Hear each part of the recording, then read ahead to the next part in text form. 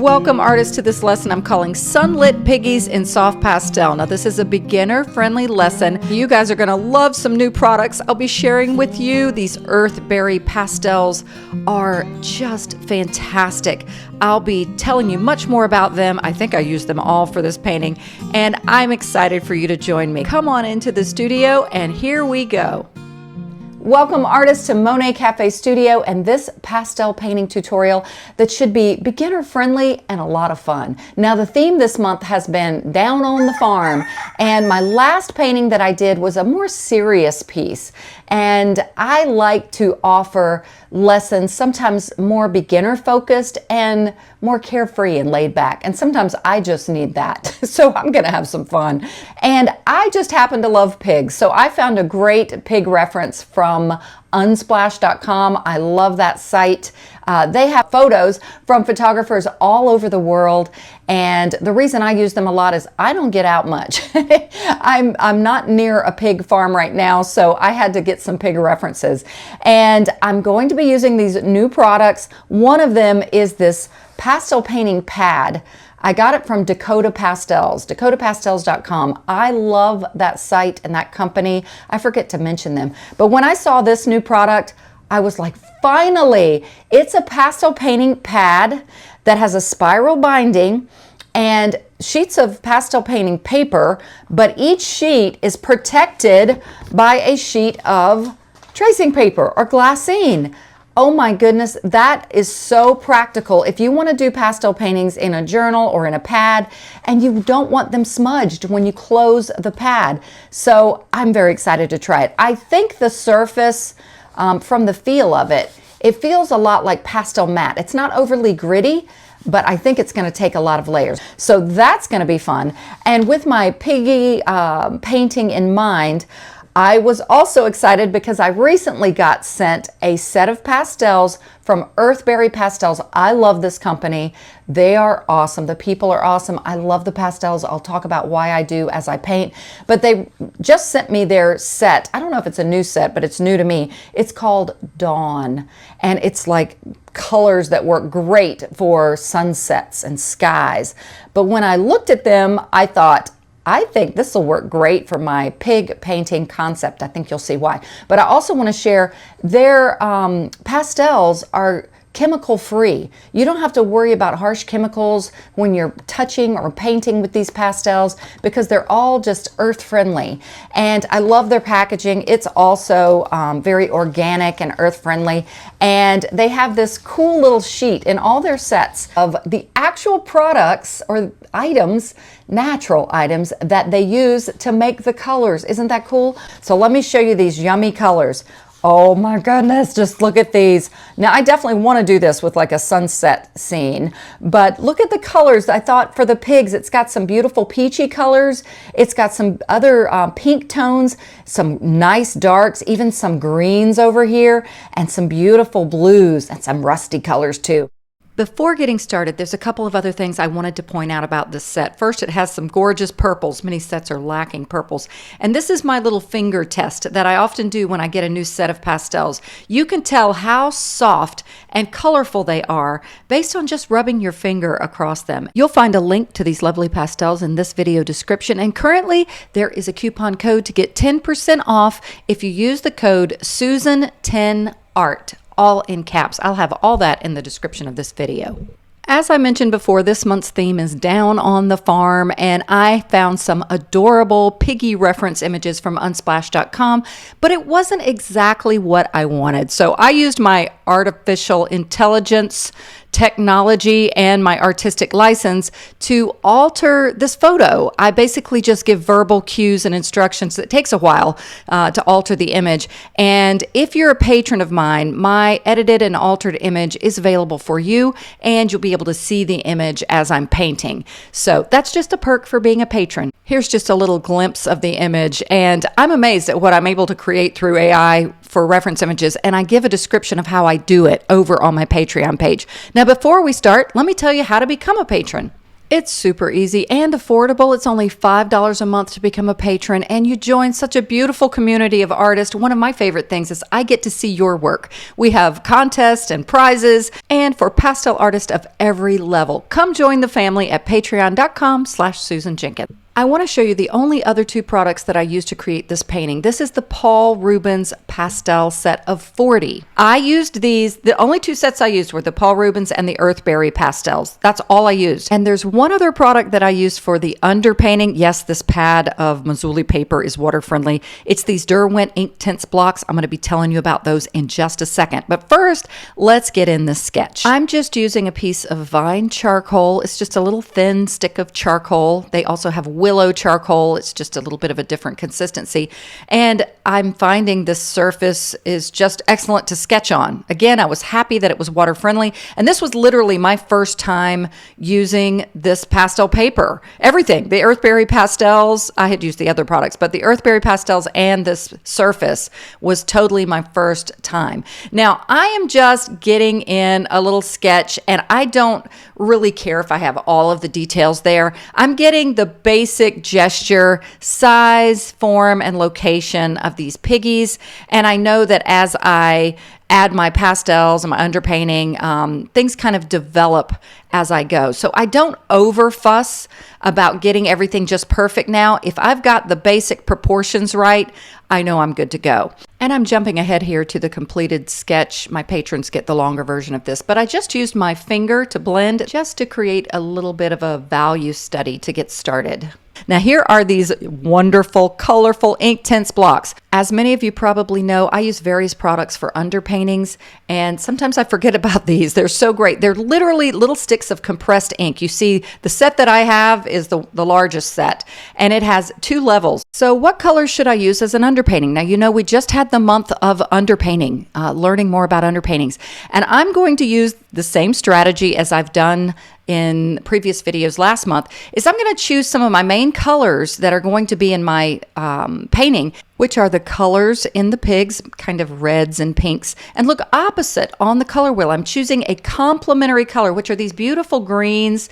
I was deciding, should I lean blue? But I thought, let's just prove that you can do a green underpainting. So here's what I'm going to do. I laid down my Earthberry Pastels. I'm looking at those pinks there. And I'm putting these complementary colors kind of laying around some of the colors of the pig. And just, you can see how the greens just pop. And these are the ones I ended up choosing. So I'm just going to lay them on the top here so you can see as I work. And you will see that it seems a little strange just to start with brilliant greens as an underpainting. But I was so happy with the result of this. It ended up feeling like just bright sunshine, and it caused these pigs to totally be the focal point and to have a nice complementary color energy going on in the scene. Now, right now, they just look a little bit like coloring crayons. I'm getting in some of my darks. It's kind of like a dark teal color, turquoise color, bluish turquoise color, and I'm just getting that in the darker shadowy areas. But they're not going to look like coloring crayons for long because I'm going to add water and the magic will happen. And I did add a little bit of a orange tone to the pigs just to give them a little warmth. And I am just going to be adding water to this. So I've just got me a little dish of water, and I like to use a brush that is the largest I could really use and not be totally sloppy. And I can't even remember this name of this brush that I've been using. It's got paint all over it, but it's just kind of got some large bristles. And I have some paper towels just to dab my brush if I get too much water on it. So again, speeding it up. And I think sometimes speeding it up really allows you to see the magic happen. Again, you can slow this down in YouTube. There's a little gear icon. I think on the phone, it's on the upper right, and on the computer, it's on the lower right. You just click the gear icon and change the playback speed. So you can see I'm just painting really with these Derwent ink tints blocks. Again, they're compressed ink, so they come to life when you add water, and they create a beautiful and wonderful underpainting. Now, if you don't have Derwent Inktense blocks, you could use anything. You could use soft pastels and just blend them, even if you're not using a water-friendly surface, or if you are, you can use soft pastels and wet them with water, using kind of the same colors I'm using. Now you can see I've got a little bit of blended color going on with my kind of dark teal blue and my orange, but that's okay. It's just, it got a little warmth in there. Oh, I forgot to add warmth to this little piggy. And again, I'm just kind of getting some value in and setting the stage with this vibrant green background that's going to make the pinks in this, or these piggies, just totally get focal point attention. And now it's time for these gems of color, the Earthberry set of pastels. Like I mentioned, I love that it has some beautiful purples, some nice darks, and I'm using mostly the purples and the blues for shadowy areas and some for dark areas. But as I've already mentioned, I spied early on that the pinks in this set were just going to be awesome for some of the pink that's in pigs. Most of the pink in pigs is going to be from their skin tone underneath, and that typically happens with white pigs, and also their little snouts like this, like you see here. So this is sped up more than my Patreon version, and it has condensed commentary as well. But like I often share, I think sometimes when you watch a speed version, you can kind of see it come to life. And again, if you're a patron of mine, you can get the full content. So you see I've just added some of the nice darks in areas of the shadows, and now I'm using this beautiful like burnt sienna color and some of the pinks in the ears. This is the other set of pastels I mentioned that I used. It's the Paul Rubens 40 set. It's available on Amazon. I'll have a link to that in the description of this video. And the reason I grabbed that set is because it had some nice golden colors in it. And that's one thing that the Dawn set of Earthberry Pastels didn't have any really yellow golden colors. So I just used a few of those from the other set. And again, just using some of these purples. I started to blend with my finger a little bit a couple of times, and I realized I didn't want that look for this painting.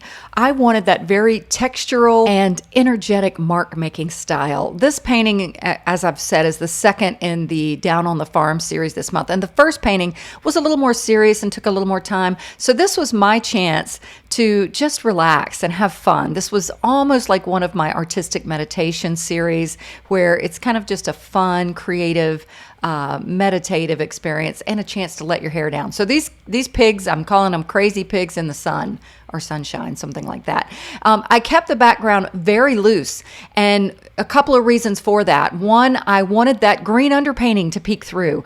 I imagined the sun is shining so bright in this image that you got a lot of warm and bright light greens. So I just added a little bit of color to the background to just give a little bit of warmth to it. And I added some of the pretty blues from the Earthberry set, again for the shadows and also for those fence posts. Oh, and I do end up giving the pigs some feet at the bottom. The reference image I created with DALL-E is the program that I used to create the reference image. It had them kind of cut off at that bottom fence post. And one thing I loved about this image, like I said, I imagined it as a bright, sunshiny day, and it was the backlighting on these pigs. Backlighting is just when the sun shining behind your subject matter. That's a tongue twister. And it causes things like there to be a halo, almost like a rim of light around your subject matter, wherever the sun is behind them. And so I thought that was just such a nice way to make this feel like bright sunshine. I really love this dark purple that is such a great color for shadows. Now the shadows are going to be under their feet, of course, under their belly, under their chin. Again, their back is to the sun, so all of those areas in the front are going to be a little darker. I just used a pastel pencil to kind of reshape this little piggy's face. He looked a little odd for a while. That's where I was saying that you can tweak your sketch as long as you get your basic proportions and things right. Now I did use some of these pretty reds in that Paul Rubens set. It's got some 3 gorgeous reds in it. They would be great for like a poppy field. That's a great set for beginner artists, by the way. It's very affordable and the quality is really great. Again, I'll have a link to that set, all of my products in my description of this video. But these reds worked really nice for some of the more shadowy areas where I was seeing some depth in value. Like I said, pinks are kind of under their skin in the light, but where it gets darker and shadowy, it gets deeper, like some reds and magentas. Oh, and real quickly, if you guys wouldn't mind clicking that like button and of course subscribing, but when you click that like button, it causes YouTube to share this video more often for more aspiring and hungry artists. So I really appreciate that. It was really crazy to me how well these colors in this Earthberry set called Dawn, D-A-W-N, worked so great for this painting. I was loving some of the colors. Now, I didn't mention, but this is the only one other pastel I used. It's called a Terry Ludwig pastel. It's called the eggplant color. And I got just a little bit of that darkest dark. It looks like black, but it's not, in the center of the eye. And then I used some of the Earthberry pastels to get those kind of sunken, shadowy areas around the eye. And then there's a little bit of pink around the eyes as well. And then stay tuned to the end because I'm going to show you a technique I used to create the lashes. I wanted my pigs to look sweet. One of them looks a little sleepy and just happy, just like they're just so at peace. And as in typical fashion with soft pastels, it's a process of layering. So if you're very new to soft pastels or painting in general, we don't paint like a paint by number. Like we've got one color here and we put one color next to it. You can see I'm layering color on top of color. But often, as I'm doing here, creating just some little marks with this perfectly little peach color that I did have in my hand, I'm layering colors on top of colors, and it causes other colors underneath to peek through, creates such depth and dimension to your painting. And this is once again one of the Paul Rubin pastels, a gorgeous golden color for some of that sunshine that's lighting up their little piggy fur. And I even used that light color was probably the lightest color in the Earthberry set that was great for some of the lightest hairs around the pigs. And again, just really awesome colors in the Earthberry set. I can't brag on that company enough. I love so much about those pastels. I love the size, the shape, the application. They apply so beautifully. You can get layer after layer. And I also want to brag on this surface. The first time I'm trying this Mazoulli art paper, and you're going to see at the end how I protect it. I get asked that all the time whenever I paint in a journal, and that's why I love this journal so much, because it already has the built-in little sheets of tracing paper between it. So I'm going to show you the best way to do that. And so I'm just, working along with this. I think this painting, it probably took me a couple of hours. I had to do it in 2 sessions. I don't have my studio at my home anymore. My hubby is building my new art studio. It's taking a little time because he's an artist himself and he keeps coming up with all these creative, awesome ideas for the studio, which end up taking more time. So sometimes I have to come home and then go back to the studio to finish painting. So, but again, this was a fun and therapeutic experience for me. I like just creating with a style that's energetic and loose and free like this. All right, I'm going to slow this portion up a bit and zoom in and show you my technique for the eyelashes. I apologize for my shaky easel. I was hitting my table or camera or something. But do you see how I just made that little pastel pencil, a little mark right over the top of the black eye on both of the pigs? And now I'm also using it to just get in little hints of directional fur. I'm making my strokes in the direction of the fur, how I'm seeing it. And just imagine how your hand would curve around the shape of the object. And that's how you know how to do it. Kind of like I did on the feet and now around the little piggy nose area. But this white pencil, I didn't want to overdo it because it could have gotten overkill. So I just wanted to give enough little hints of fur to give the idea that these little piggies had a little hairy coat to them. And I'm pretty much finished at this point. I added the little hooves later and I missed that footage, but I want to show you right now this painting in the pad and how I protect it with the tracing paper that's already in it. I wanted to share first, I usually do this outside. I like to tap off my painting. I take all of my pastel paintings outside when I'm done and tap it off just to get any pastel dust off. Here you can kind of see a little bit better the full image. And I also can take a kneaded eraser. It's Kneaded, not Need.